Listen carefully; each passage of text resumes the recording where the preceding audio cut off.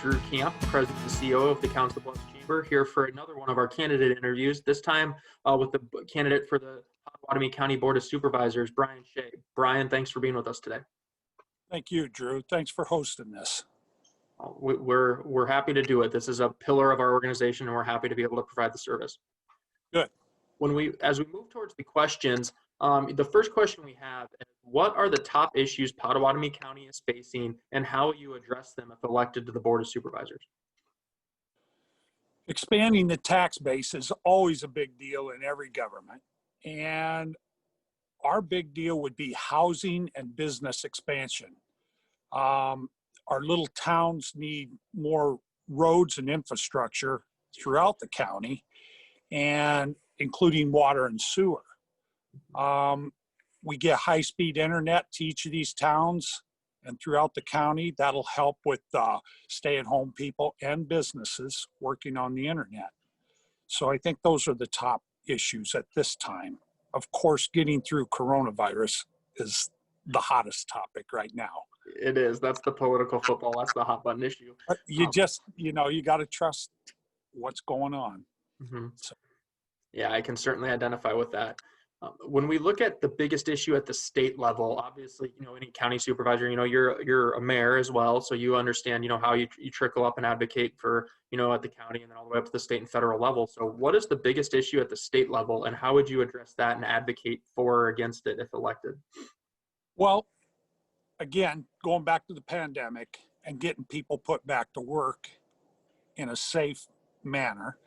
Then Iowa and Pottawatomie County, I believe, need to work collectively to keep young people in our state and get them to do their businesses and innovative stuff here in Iowa rather than going to Chicago, Denver, etc. That's a big deal for us. We need to keep showing people that this is a great place to raise a family and grow old. So I think that's a big deal. Yeah, you're hitting a lot of our priorities right on the head. But if candidates, some of our big things are placemaking, population growth, workforce development, tax, and all those things go directly to what you just said. So I can certainly appreciate it. Sure. And when you look at opportunities for the state and for Pottawatomie County, what is the biggest opportunity you see for the county going forward? Okay. We live in a major metropolitan area. And we're on the outskirts, the county, the little towns. So I believe housing, and it goes along with what I said before, if we can bring more housing and more things for people to do within the rural areas, we can expand the tax base of these small towns and really make things happen for them. And people will understand the Iowa feel. Once you live in Iowa, you will understand. So, well, and we're partnering.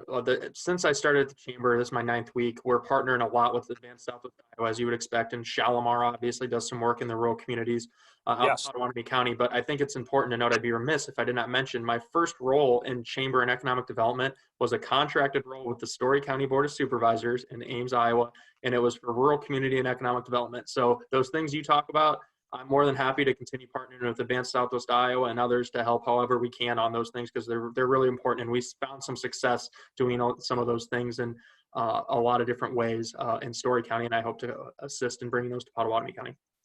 I think one of the things too is to go along with the housing, I think this pandemic has brought people to look at moving out of the big cities. We've seen that across the nation. I don't know that that's happening drastically in Omaha, but we certainly are welcoming and ready for people to move to the small towns.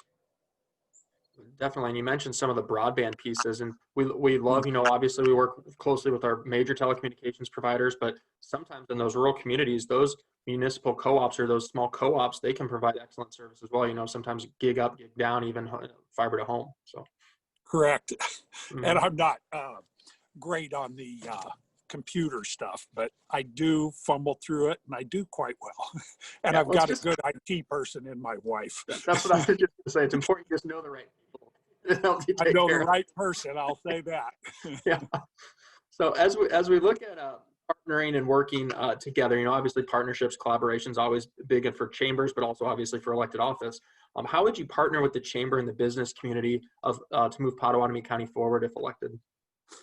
We need to make a good environment for businesses to move here, be welcoming, help with the infrastructure where needed. TIF financing is always a big deal for us little towns. It's huge out here in Crescent, and I know the other little towns are using it also. So them are some of the tools we can use. And then of course you go to tax abatements, tax credits, which is more along the state line, and economic development monies through the county is a big deal. You mentioned Advanced Southwest Iowa. That's a nice deal. Bringing it all together for a business to come here. And then once they come here, we need more people within, I would say, the small communities. Part of my thinking there is if a business moves to a small community, we need the housing and the amenities for young couples to move there and raise their children and be happy there, not just in the big city, but out in the county. Yeah, and that's really important to note because a lot of times with those state assistance, obviously you have to have a local match as well, sometimes from the city and the county, Right. sometimes just from one or the other, but those Yeah. are important things to note. Okay. Yeah, and when you look at the unique skills you bring to the position, what would you say are the unique skills you bring to the position of of county supervisor? Well, I've been mayor out here in Crescent for 9 years, and that's called retail politics, as you well know. And then I've been on several boards. I helped start the countywide bicycle trail committee. That working with the groups, the people, the citizens, I think that's a big deal. I've been in business for myself for over 35 plus years, and you're making deals and accommodating customers at all times. Mm-hmm. So yeah, we're all in the customer service business in some way or another. Yes, we are. That's being able to work with people is the main thing, because we're all out here to try and move ahead. Yeah. Now, one of the things I'd like to say towards the end here is you can't promise to pave the streets in gold or lower taxes or anything. You can only bring your good sense to the table. And I think I've done that throughout all the committees I've been on and working with the city of Crescent for all these years. So I think I'd be a good fit for the county board of supervisors. That sounds like a pretty good case to make for the people of Potawatomi County and registered voters and eligible voters to vote for you on November 3rd or October 5th with absentee voting. Good. Yeah. Get out there and vote. Everybody vote. Yeah, that's so important because, as we'll note again, absentee voting does begin Monday, October 5th. And then obviously you can vote in person as well if you so choose on November 3rd on Election Day. So Brian, thank you very much for joining us today, and best of luck with your campaign as you go forward to try to, gain election to the Board of Supervisors on November 3rd. Thank you, Drew.